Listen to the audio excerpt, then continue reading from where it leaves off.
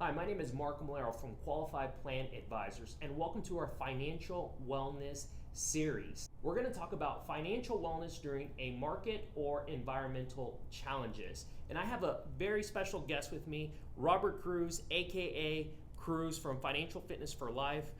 Cruz, can you just introduce yourself and give us a little background on your past experience? Happy to. So Robert Cruz, Financial Fitness for Life is the organization I'm feeling very purposeful of being a part of. At Financial Fitness for Life specifically, we provide in-person and ongoing financial coaching. Our objective is to help employees become financially resilient so that they may lead their aspirational lives. We do that by providing in-person and ongoing financial coaching as our primary resource. That's very cool.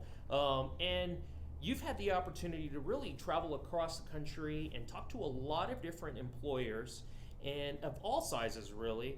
But one common question I get asked is, well, what is financial wellness? So can you tell me how you and your team define financial wellness? Happy to. So financial wellness is primarily two things. Number one, the employee is looking to have financial security. Number two, they're looking to have freedom of choice, both in the present and also in the future. Specifically, there's four things that the employee is looking for. Number one is control over day-to-day and month-to-month finances. Number two is the ability to absorb financial shocks. Number three is to be on track to meet his or her financial goals. And number four, financial freedom of choice to lead that aspirational life.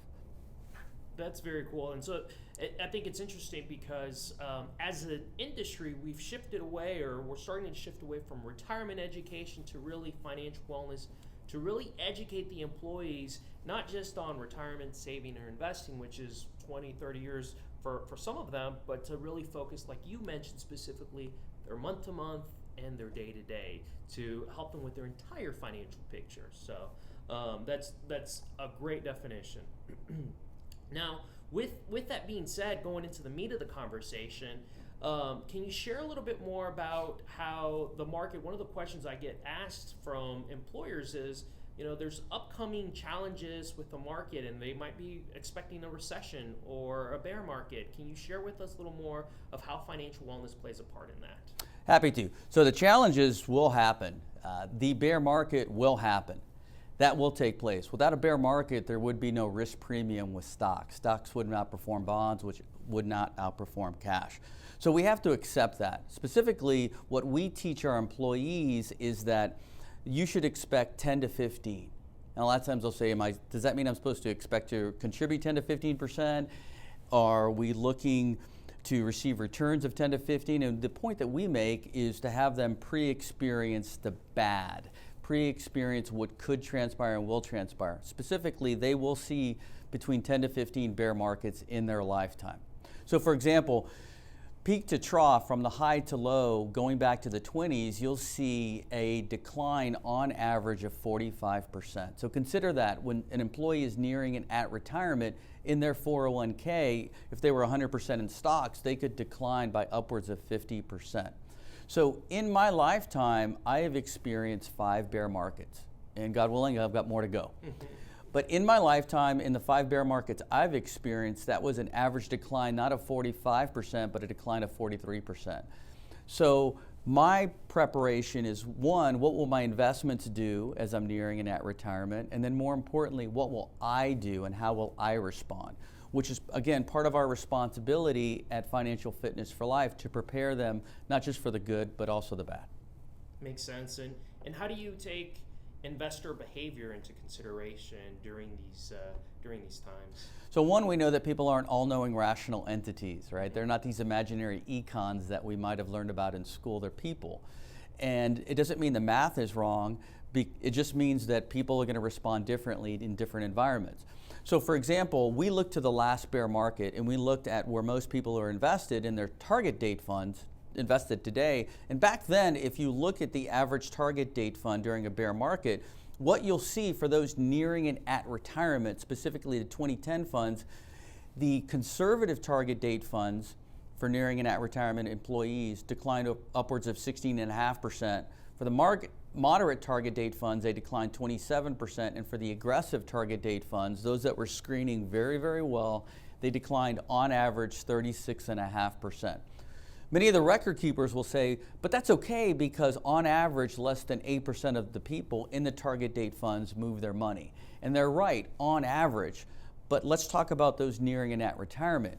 And on the right-hand side, what you'll see is as an industry, according to Morningstar, when you look at the net flows, those nearing and at retirement, we went from upwards of 800 million in net inflows to over 600 million in net outflows.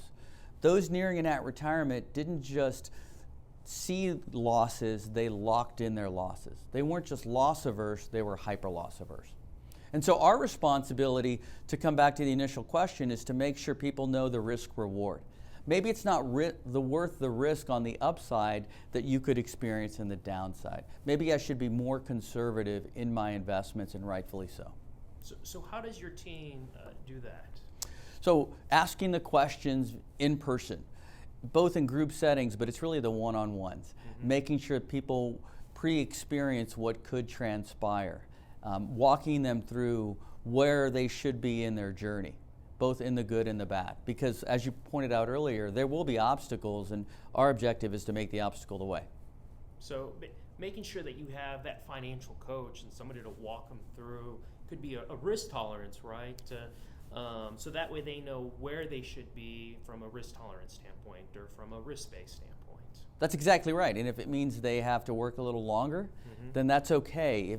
If it comes into how will Social Security, do we have an individual not look at Social Security at 62 but at 70, and how does that work on their behalf and their loved ones' behalf? Those are the important coaching approaches that we would take. Very good. Well, thank you.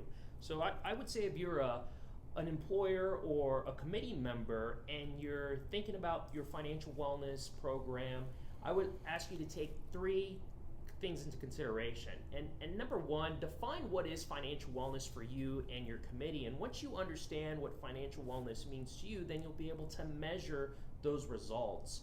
And then number 2, taking the market or environmental challenges into consideration. As Cruz mentioned, I think it's important for us to be diversified and utilize those tools a record keeper gives us, like the target date funds or risk-based funds, and utilizing them as our QDIA. But I think what we've seen to be really important is making sure that we can have that financial coach to walk them through their current risk tolerance during these market or environmental challenges. So thank you so much. My name is Marco Malero. Cruz, appreciate your time. Thank you. See you on the next one.